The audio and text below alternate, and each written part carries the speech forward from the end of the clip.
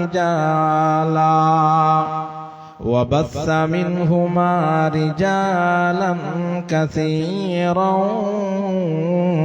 ونساء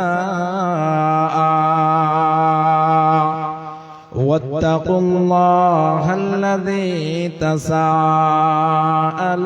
به والأرحام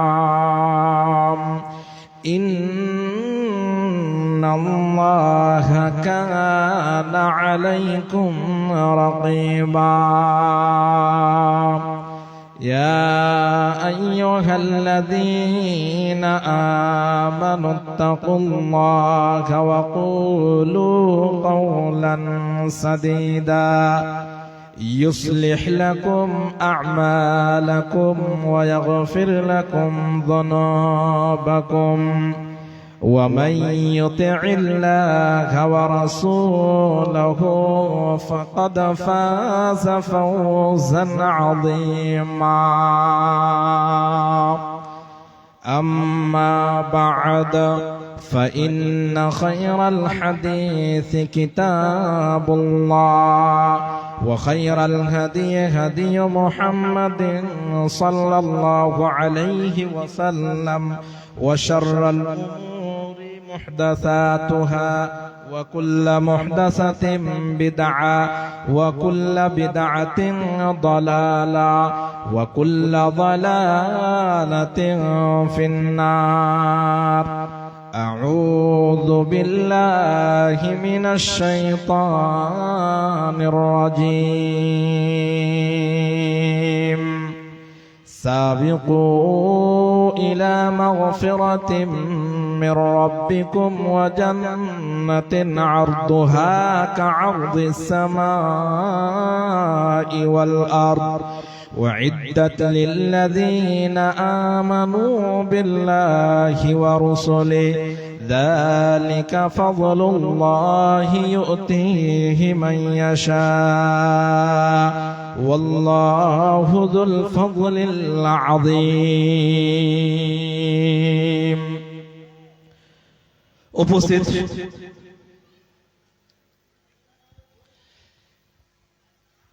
বানাতের সকল ছাত্রীদের যারা গার্ডিয়ানস আছেন, অভিভাবক আছেন, অভিভাবিকা আছেন, অভিভাবক নয়, বানাতের ছাত্রীদের মায়েরা, বোনেরা বা অভিভাবিকা যারা এসেছেন আমাদের এই জালসায়, অতি শীঘ্রই আপনারা বানাত মাদ্রাসা প্রবেশ করুন। সেখানে এখনই আপনাদের রাত্রির খাওয়া দাওয়ার ব্যবস্থা করা হয়েছে। অতি শীঘ্রই এখনই পৌঁছে যান সময় মতো, এখনই আপনাদের সময়। রুমে রুমে যে সমস্ত গার্জেন আছেন তারা নিচে চলে আসেন বানাতের ফিল্ডের মধ্যে, আর এখানে সারিভাবে বসে যান, খাওয়া দাওয়ার ব্যবস্থা আছে। আসসালামু আলাইকুম। উপস্থিত শ্রদ্ধেয় আজকে সভার সভাপতি উলামা ইকরাম, সামনে আমার বসে থাকা দিনদার ইমানদার ভাই ও বাবাজিগণ, প্রশংসা আল্লাহ রাব্বুল আলামিনের জন্য যে আল্লাহ রাব্বুল আলামিন আমাদেরকে বিভিন্ন গ্রাম থেকে তুলে এনে মাদ্রাসা কেন্দ্রিক আয়োজিত মাহফিলে বসিয়ে বিভিন্ন উলামা ইকরামের মুখ থেকে কোরআন হাদিস শোনার সুবর্ণ সুযোগ দিয়েছেন। তাই আমরা আল্লাহ রাব্বুল আলামিনের দরবারে লাখো কোটি শুকরিয়া আদায় করি, সকলে বলি আলহামদুলিল্লাহ। অতঃপর আমাদের শেষ নবী মুহাম্মদ সাল্লাল্লাহু আলাইহি ওয়াসাল্লামের উপর সালাত ও সালাম বর্ষিত হোক। আল্লাহুম্মা সাল্লি আলাইহি ওয়া বারিক আলাইহি। সম্মানিত উপস্থিতি, আমি সংক্ষিপ্ত সময় আপনাদের সামনে আছি। কয়েকটা হাদিসের অনুবাদ করে আমি আমার বক্তব্য পেশ করে চলে যাব। আপনারা যারা বসে আছেন ধ্যানের সাথে শুনবেন। আমি যে বিষয় নিয়ে আলোচনা করব তা হলো এই চলমান মাস, আরবি মাস শাবান মাস। এই শাবান মাসের কিছু ফজিলত রয়েছে। আমরা এই শাবান মধ্য দিয়ে দিন অতিবাহিত করছি, কিন্তু ওই ফজিলতগুলো না জানার কারণে অনেকেই আমরা অনেক কিছু নেকি থেকে মাহরুম হয়ে যাচ্ছি। এই জন্য আমরা আপনাদের সামনে এই শাবান মাস সম্পর্কে কয়েকটি হাদিস বলবো। শাবান এটা হলো আরবি শব্দ, যার মানে হলো বিভক্ত হওয়া, বিভিন্ন জায়গায় ছড়িয়ে পড়া।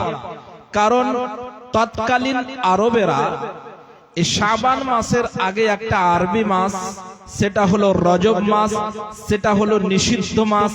যে সময়ে তৎকালীন আরবের ওই জাহিলিয়াতের জামানার কাফের মুশরিকরা পর্যন্ত যুদ্ধ বিঘ্ন ছেড়ে দিত চারখানা মাসে, তার মধ্যে একটি ছিল রজব মাস।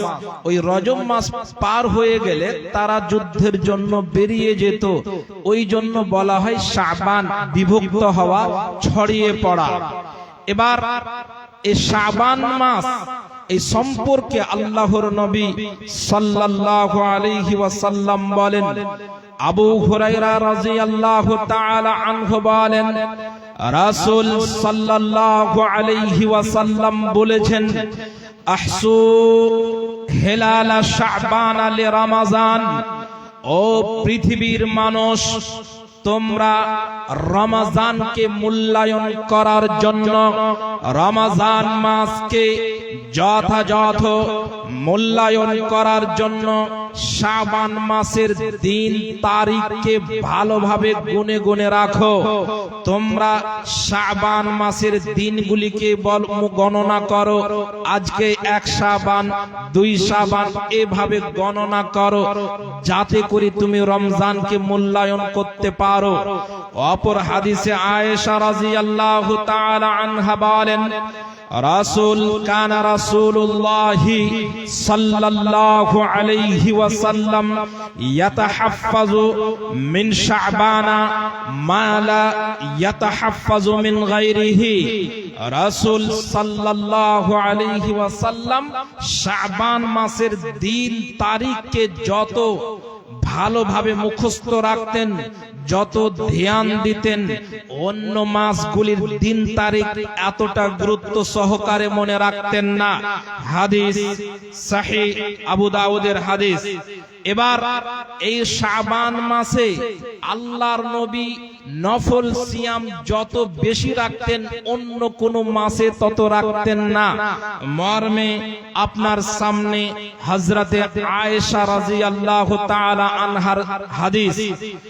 আয়েশা রাদিয়াল্লাহু তাআলা আনহা বলেন, কানা আহাব্বাশ শুহুরি ইলা রাসূলিল্লাহি সাল্লাল্লাহু আলাইহি ওয়াসাল্লাম শাবান।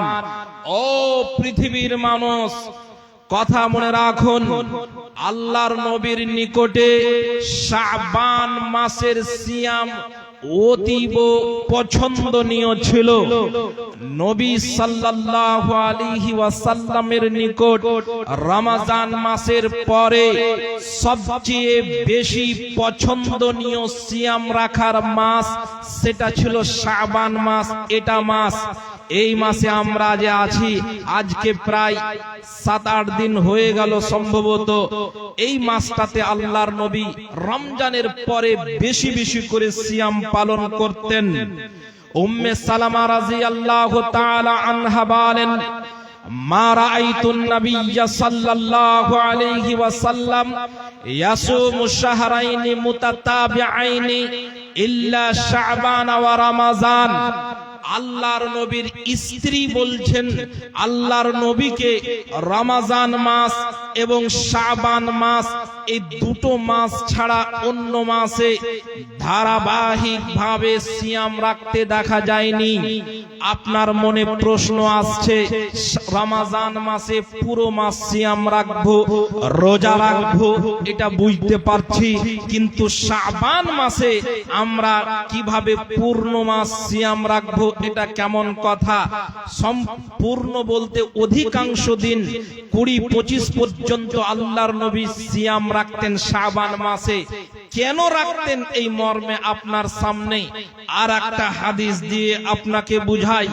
উসামা বিন যায়েদ রাদিয়াল্লাহু আনহুমা বলেন, কুলতু ইয়া রাসূলাল্লাহ, আল্লাহর নবীর সাহাবী উসামা বিন যায়েদের বেটা। আল্লাহর নবী যখন মারা যান তখন 1,50,000 সাহাবী জীবিত ছিলেন। আল্লাহর নবী যখন মারা যান তখন প্রায় 1,50,000 সাহাবী জীবিত ছিলেন।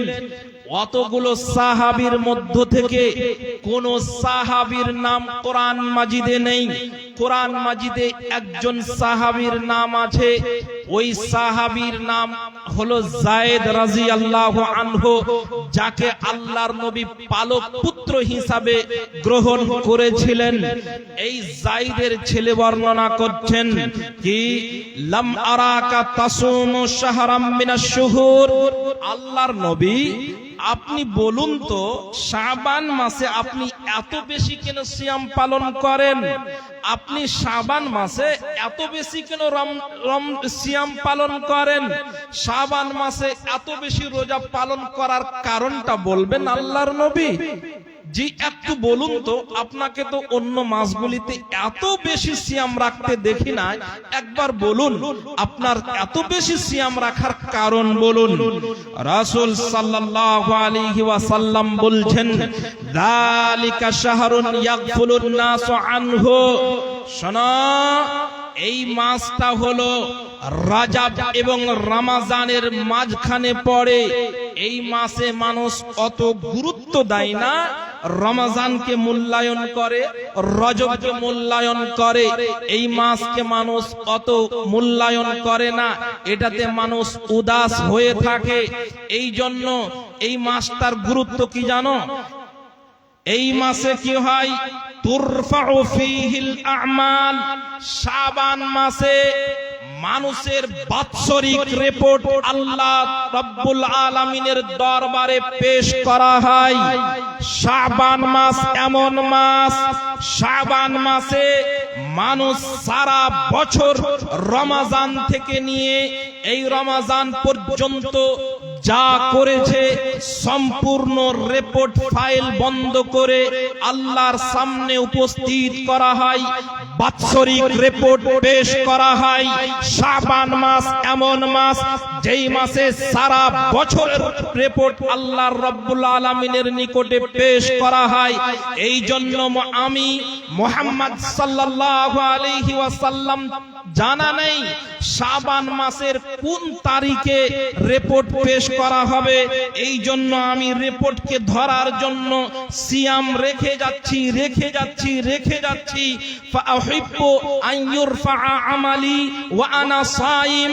আমি পছন্দ করলাম যে আমার রিপোর্টটা আল্লাহর কাছে পেশ করা হবে এমতো অবস্থায় যে আমি রোজা অবস্থায় আছি। একটু চিন্তা করেছেন, আমাদের নবী যার আগের গুনাহ পিছনের গুনাহ মাফ ছিল, তারপরেও আল্লাহর নবী রিপোর্ট ধরার জন্য শাবান মাসে বেশি বেশি করে সিয়াম রেখেছেন। আমার আপনার যে এই কয়েকদিন পার হয়ে গেল, আমি আপনি কয়দিন রিপোর্ট ধরার জন্য সিয়াম রেখেছি? আপনার ব্রেনে আছে 15 শাবানে নাকি একটা রোজা রাখতে হয়। জি না, ভিত্তিহীন কথা। আল্লাহর নবীর জানা ছিল না যে কোন দিন রিপোর্ট পেশ করা হয়, এই জন্য তিনি একাধারে অনেক দিন পর্যন্ত সিয়াম রাখছেন।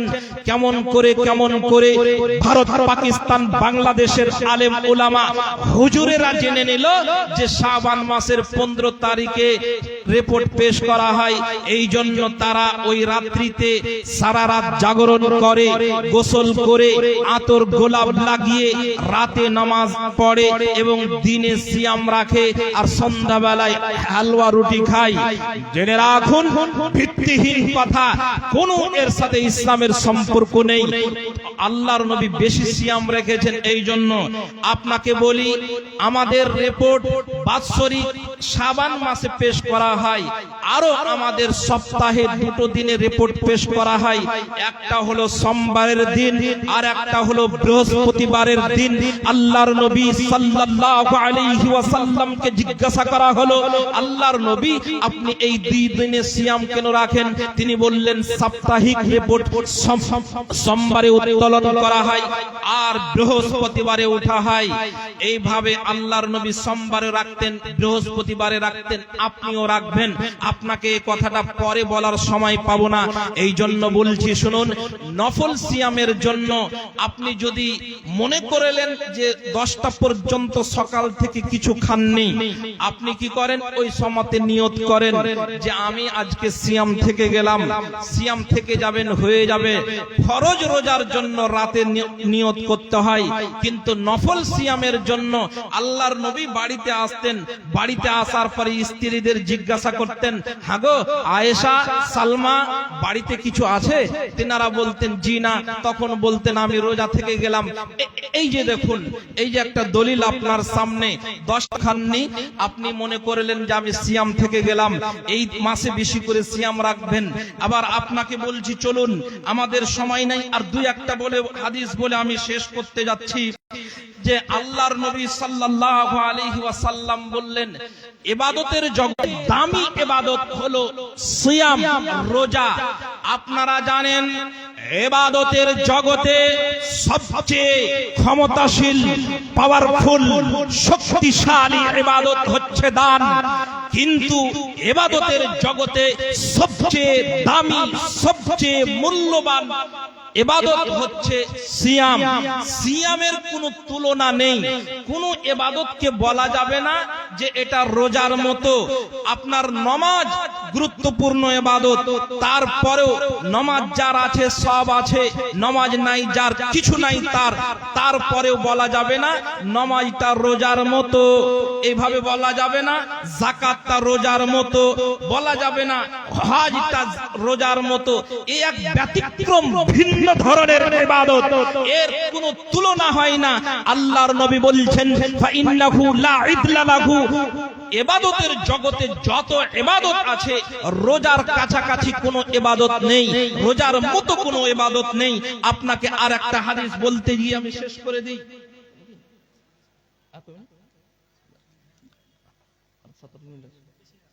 আচ্ছা, যাই হোক, আর একটা হাদিস বলে দিচ্ছি, দিয়ে আমাদের সময় একেবারে শেষ। তারপরেও আমি আপনাদেরকে বলছি যে কিয়ামতের মাঠে আপনার জন্য এই রোজা আপনার হয়ে কথা বলবে।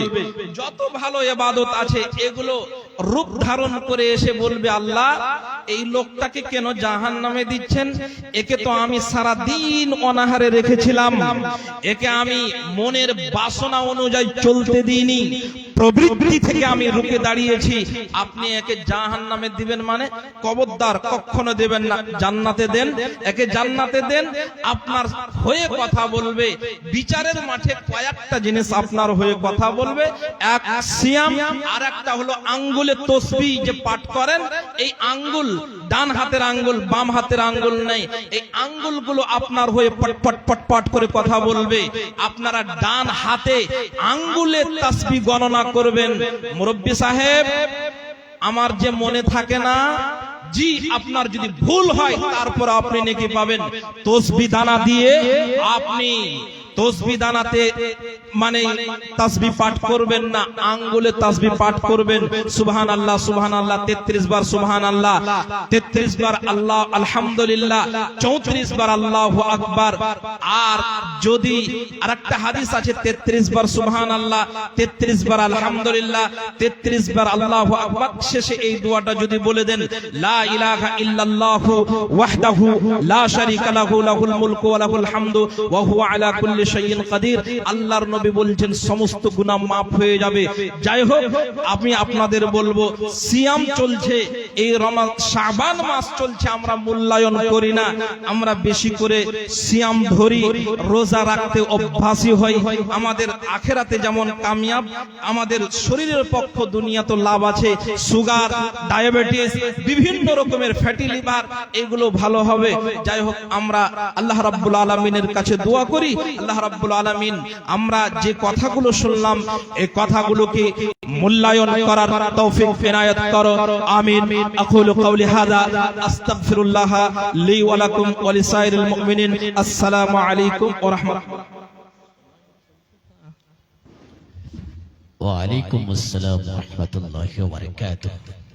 ইনি ছিলেন আমাদের অত্র মাদ্রাসার শেখ মুজাহির সাহেব।